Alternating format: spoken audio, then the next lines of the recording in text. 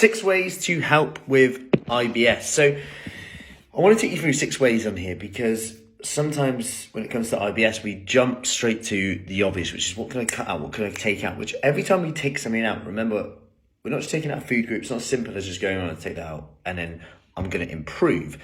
Because sometimes you have to consider when you take something out, it's not about like the food and getting all like, emotionally attached to certain foods and they're bad, they're good. But actually, what are the nutrients we're now missing? Like, for example, if I take out dairy, that's fine, absolutely fine. But what are you missing now from your diet that you need to get from somewhere else? Well, it could be iodine, could be protein, it could be vitamin B12, it could be calcium. And that's fine. Where do we get these from instead? Now, before we go into any of that, I'm going to go into masses of detail on that.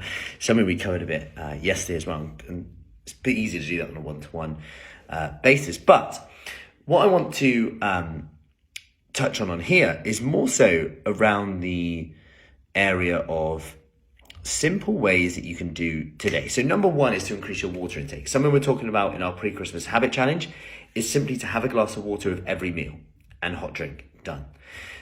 Fiber, when you increase your fiber intake, which is great, by the way, reduce your risk of cardiovascular disease, diabetes, helps control blood sugar levels, could go on, improve your gut health. But for some people, especially if you just made that change, that can actually have negative effects potentially. That's why we say to increase your fiber slowly. But increasing your water intake can help with this. Fiber will soak up water, but also we know that water can help with IBS. Number 2 is meditation, yoga, Tai Chi, something that we do at Fruci Fit as well, but also we really promote to help relax your gut. 1, but also 2, to that mindfulness, that meditative state, that consciousness that we also miss, including me. And this is based on research. They did one study where they looked at a low FODMAP diet, so a low fermentable carbohydrates, so lots of changes in their diet, which can seem quite restrictive. You can go, oh, no, I don't want to do that this time of year, compared to people who just did yoga. And there was no difference between them, which is super fascinating, right? And I think knowing that gives us a lot of tools in the toolbox to go, actually, I don't need to cut these foods out. I can apply this rest. So number 3 is to avoid caffeine and spicy foods. That's probably the worst one for me, if you tell me to avoid it. But it obviously comes down to what we're willing to do. And obviously this is a few different options here, and you don't have to do them all. I'd say pick one on here. So number 4 is to keep a food and mood diary to help identify those triggers. Were you eating a certain food when this came out? Were you not? Like, how were you feeling? How was your sleep that day? All these things can help identify those trends.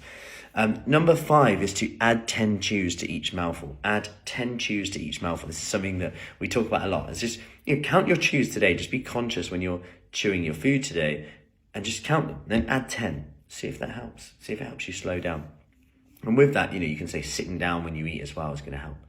Be relaxed. And finally, reducing fermentable fibers for a short period of time. Fermentable fibers, in a nutshell, are more the carbohydrate type of fibers.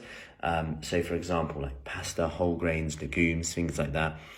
Certain vegetables like sprouts this time of year, cabbage, broccoli, things like that are going to be more fermentable. But in a nutshell, if I was to say what you can have, and it's always good to focus on, the lower fermentable foods will be like your protein-rich foods, lean meats, eggs, Greek yogurt, which is obviously fermented already. And then your fats are going to be fine, like olives, olive oils, things like that. Avocado should be okay. It's a bit of a dodgy one. It shows how individual it is. But fats are generally fine. But it's more the carbohydrates and the vegetables which are going to be the one that you want to be changing slightly, but most veg, again, are absolutely fine. It's just those culprits that I said, like the obvious ones really that we know, like Brussels sprouts, beans, legumes, things like that. And if you go with the carbohydrates, you want to go with more white, jasmine carbohydrate, jasmine rice, for example. If you're going for bread, like a small portion, like sourdough bread, something like that, that's got some fermentation in it already. But they're just a few things to think about already. So let me know if you tried any of them before. Remember, this isn't an overnight thing, but these are simple things that you can add in straight away. And if you take one thing from today, just do something of it. Obviously the most time consuming one is the fermentable foods, the fibers, and often people are drawn to that. And actually it's the hardest one. And sometimes I think it's human psychology. We're drawn to the one that has the most effort. But start small. Is your water intake in place? Could you add some yoga, mindfulness, Tai Chi in? Are you having a lot of spicy foods, caffeine-rich foods? Do you chew really quick? Do you eat on the go? Do you eat in the car? is this contributing to it? So I hope that helps. Any questions, let me know, and I'll see you soon. Take care.